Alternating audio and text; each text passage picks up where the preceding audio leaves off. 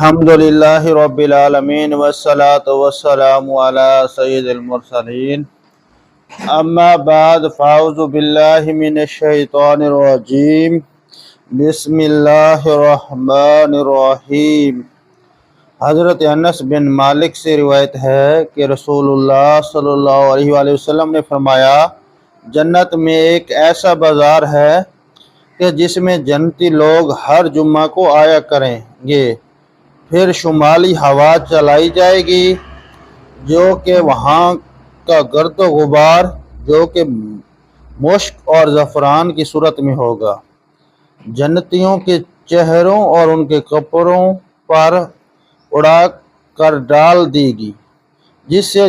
جنتیوں کے حسن و جمال میں اور اضافہ ہو جائے گا۔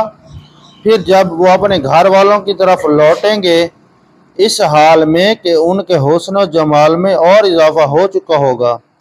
تو وہ کہیں گے کہ اے ہمارے بعد تمہارے حسن و جمال میں اور اضافہ ہو گیا۔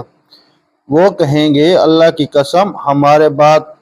تمہارے حسن و جمال میں تو بھی اور اضافہ ہو گیا ہے۔